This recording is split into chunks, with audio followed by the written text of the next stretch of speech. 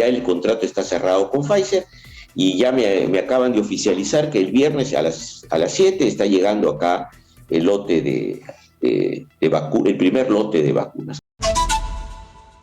Y estamos conectados en este momento con Hernando Ceballos, ministro de Salud. Hernando, muy buenos días. Muy buenos días, Nicolás. Un gusto conversar contigo y con los amigos de Exitosa.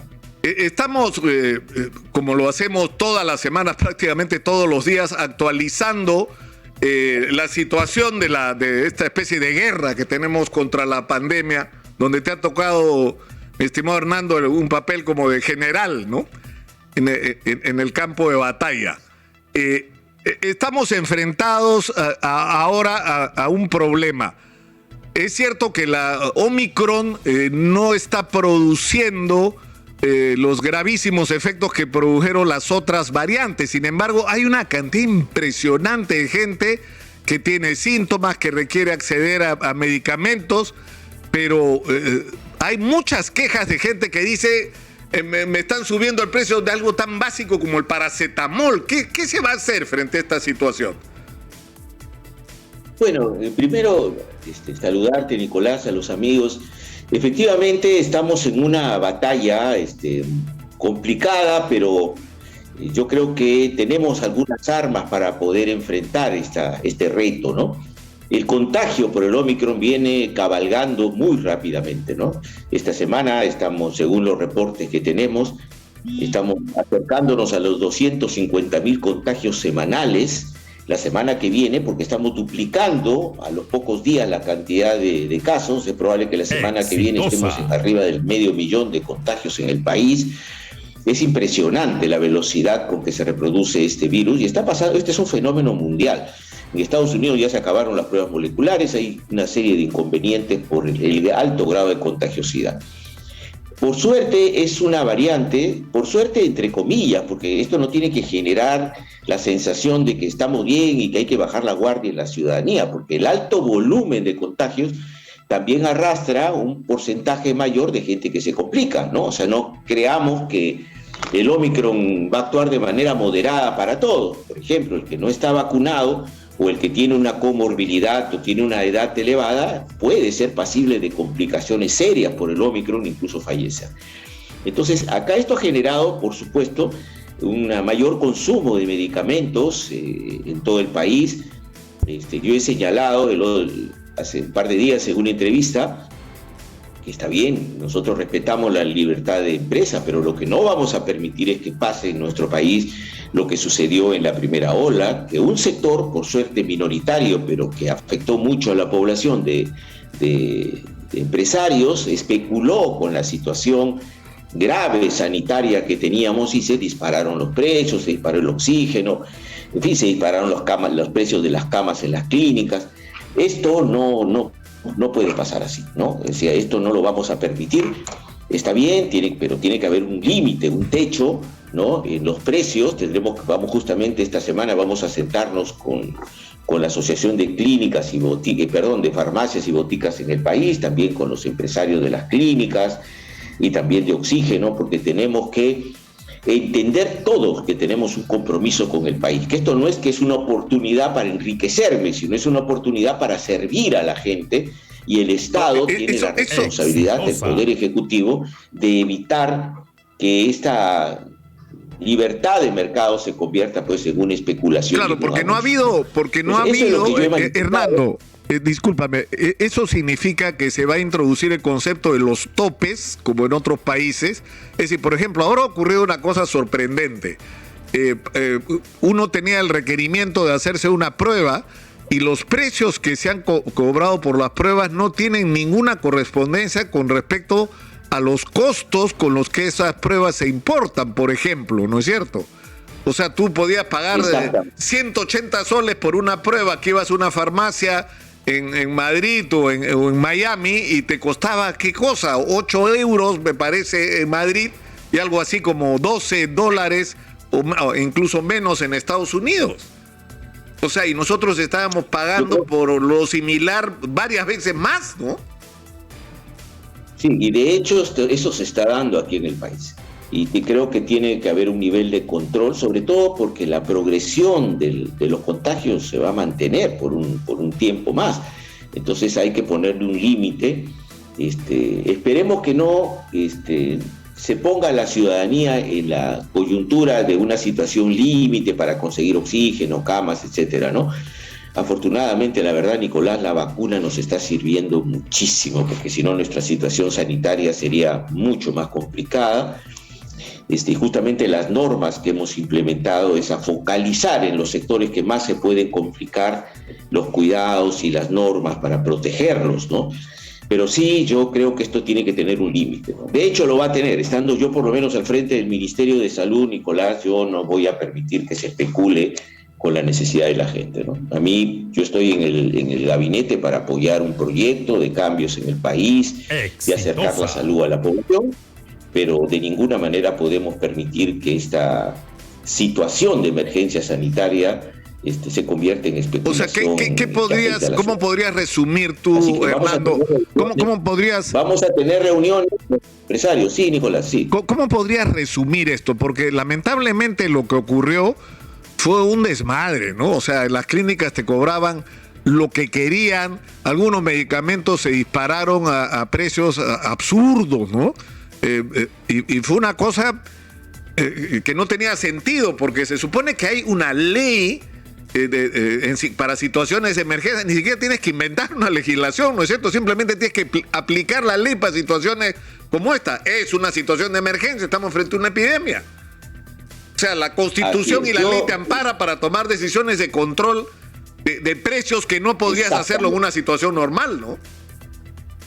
Por supuesto, la ley te faculta al Estado de tomar decisiones cuando hay una emergencia sanitaria para proteger la salud de la población. Yo espero, porque vamos a convocar a los empresarios, también a los empresarios de los laboratorios que están haciendo pruebas y que se están disparando en los precios de estas pruebas, lo cual, además que ya parece como innecesario en muchos casos. Ahora vamos a lanzar, el miércoles estamos ya implementando un nuevo protocolo en el tema de las pruebas moleculares, y la gente se asustó mucho luego de las fiestas y ha ido masivamente a realizarse pruebas moleculares y ha pasado por encima del sistema sanitario. Han habido colas y todo este tema, ¿no? Pero la verdad, y tomando en cuenta la progresividad de los contagios y la evaluación que la mayoría son leves o moderados, tenemos que focalizar las pruebas moleculares en quienes realmente las necesitan, que son la gente que no está vacunada, la gente que es vulnerable, mayor de 60 años, ¿no? O que tiene síntomas específicos, ¿no? Pero el ciudadano común, francamente, que ha estado en contacto con otra persona o hay un miembro de la familia que ha tenido COVID, no es necesario, si tiene las 2 vacunas y no hay factores de comorbilidad, que corra a hacerse una prueba molecular o antigénica. De hecho, eso no es necesario. Y ya en Estados Unidos se han acabado las pruebas moleculares, hay un problema importante de abastecimiento y francamente tiene mucho que ver con un razonamiento de la población que cree que con las pruebas moleculares se va a estar más seguro. En realidad, lo que debe presidir el diagnóstico es el examen clínico. Es decir, yo voy, porque la gran mayoría de las veces no presenta complicaciones el Ómicron. El hecho que tengas una prueba molecular positiva no quiere decir que por eso la evolución va a ser favorable o desfavorable. Lo que marca esto es el seguimiento y el control del paciente. Si una persona tiene síntomas de COVID, pero no son signos de alarma, no es necesario correr para hacerle una prueba molecular o una prueba antigénica. Esos protocolos, de acuerdo, que se van modificando en función de cómo va modificándose la propia situación epidemiológica de mayor cantidad de casos, son los que estamos siguiendo detenidamente. Por eso es que el miércoles vamos a sacar unas nuevas medidas para que la gente esté más tranquila, para que la gente sepa cuándo realmente tenemos que preocuparnos, cuándo realmente tenemos que concurrir frente a un signo de alarma, a un nuevo control, y también los mecanismos de seguimiento del Ministerio de Salud a la población, porque la gran mayoría no necesita una prueba y puede estar en su domicilio siguiendo la evolución normal de esta enfermedad, evitando contagiar a más personas, ¿no? Pero sí, esto va a generar una menor presión sobre las pruebas moleculares. que dígase de paso, se están incrementando cada vez más en los laboratorios del Estado y también privados, pero que tienen que ir acompañados también de cualquier medida que sea necesaria. Ahora, para evitar la especulación, ¿no? El problema es que la semana pasada... La semana pasada, Hernando, ocurrió algo absurdo. Gente que tenía síntomas haciendo cola, tenía dolor de cabeza, dolor de garganta, malestar general, fiebre, sudoraciones nocturnas, haciendo cola para hacerse una prueba.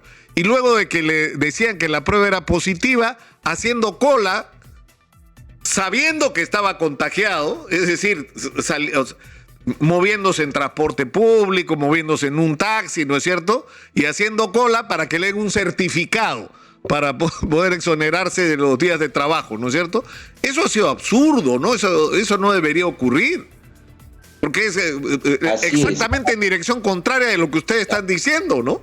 ¿Qué hay que hacer para evitar los contagios? Hay tres elementos que han generado este nivel de presión, ¿no? Por un lado, efectivamente, la búsqueda de un certificado. Yo tengo un poco de fiebre, malestar, necesito un certificado para no ir al trabajo.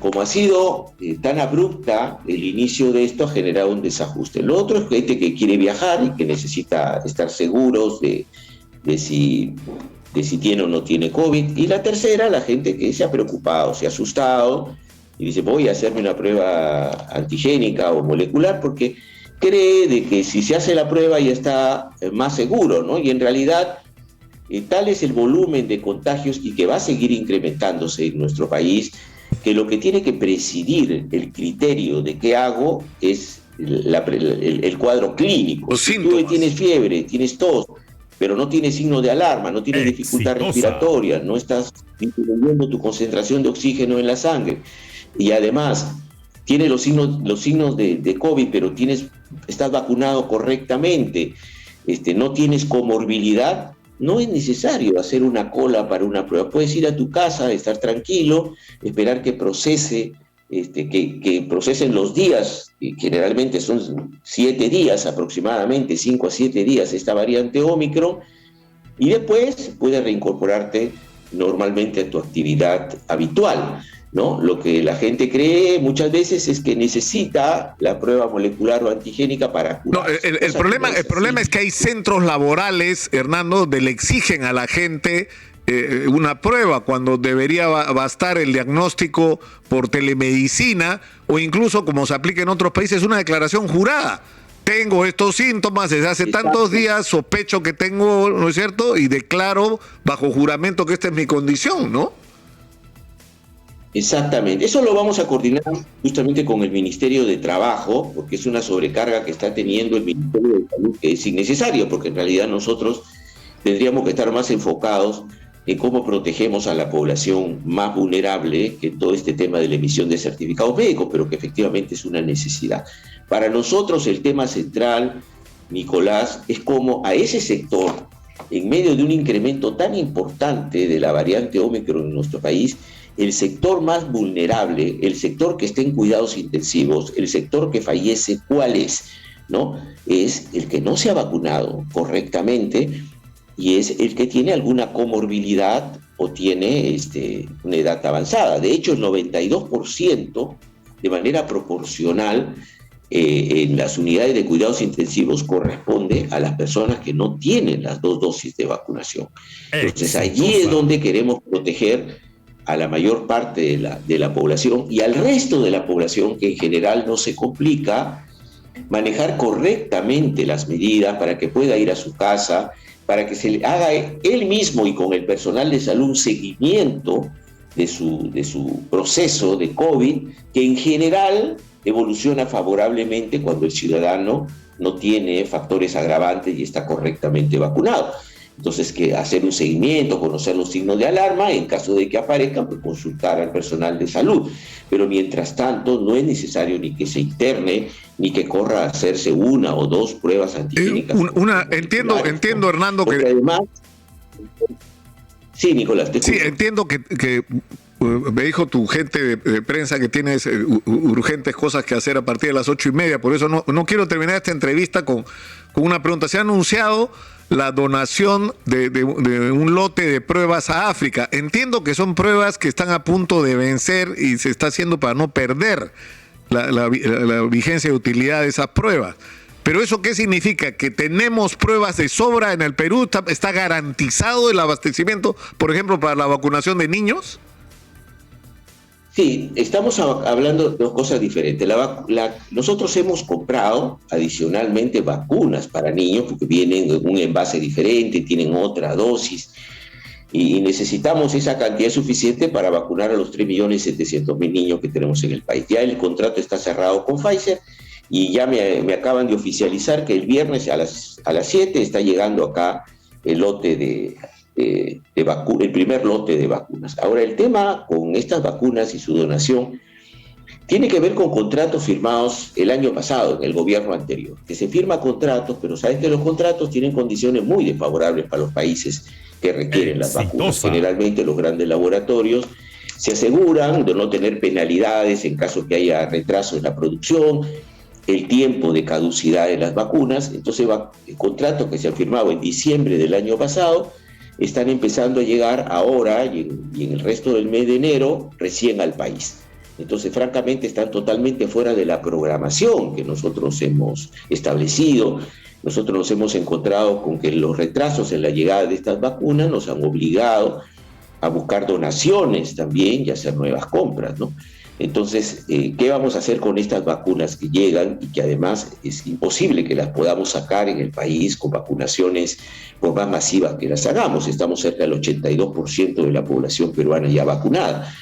Entonces, lo que estamos haciendo, así como nos han donado varios países en el momento que más lo necesitamos, hace 2-3 meses atrás, lo que estamos haciendo es hacer todas las gestiones para que estas vacunas puedan ser donadas a otros países que tienen índices de vacunación muy bajos. Tenemos algunos problemas, como es que en los contratos se condiciona que los países que reciban estas donaciones sean países que hayan negociado previamente con estos laboratorios. Entonces, las condiciones de los contratos, primero que tienen un carácter de confidencialidad, que en mi opinión es un abuso, y en segundo lugar, son contratos absolutamente desfavorables para los países en los términos de penalidades en el incumplimiento de la llegada y en el tiempo de caducidad de las vacunas, ¿no? Y yo no puedo ser específico en el contrato justamente por su confidencialidad, pero sí tengo que señalar que están llegando al país vacunas, aún no importa que sean de la gestión anterior, porque estoy seguro que no lo han hecho porque han querido, sino frente a la necesidad de obtener las vacunas, que nos están creando un problema real al país de cómo vamos a manejar estos lotes de vacunas que llegan a destiempo totalmente de la programación de inmunización. Hernando. Lo de niños es aparte, lo de niños es un lote. Que llega, me dices que llega el viernes el primer lote. Para este año, ya están, son contratos ya resueltos, ¿no? A favor de para terminar, Hernando, llegan entonces el viernes a las 7 de la mañana, llega el primer lote de vacunas para niños. ¿Cuándo se empieza la vacunación de niños? 7 de la tarde, se estará empezando el domingo siguiente. Yo creo que sería así. Tenemos que programar bien porque queremos hacer un lanzamiento de la vacunación infantil, pero creo que en un máximo de 48 horas, luego de que llegan, se están distribuyendo a todo el país. Primero vamos a vacunar a los niños de 10 y 11 años, que son alrededor de 600.000 niños, y vamos a vacunar a los que tienen niños que tengan comorbilidades diferentes, que estamos hablando alrededor de 35.000 niños, que estos son los dos objetivos iniciales que queremos abordar con el primer lote que llega al país, que son 996.000 dosis de vacunas, ¿no? La semana siguiente va a llegar otro lote y semanalmente van a seguir llegando. En general, el laboratorio Pfizer sí está cumpliendo con la llegada ordenada de los lotes. O sea, digamos, lunes 24 estaría empezando la vacunación de niños. Lunes 24 puede ser una fecha cierta de inicio de la vacunación para niños. Puede ser, tenemos que verlo, porque lo que estamos tratando de hacer, como comprenderás, es que el inicio de la vacunación sea un momento muy especial para el país, por lo que significa para el reinicio de las clases, etcétera. Entonces, ya vamos a anunciar oportunamente si es el domingo o el lunes que empezamos la vacunación, porque lo que queremos es empezar lo más pronto posible. Hernando, te agradezco mucho. Y no te interrumpo más, ha sido muy gentil, como siempre. Un abrazo. No, a ustedes un abrazo.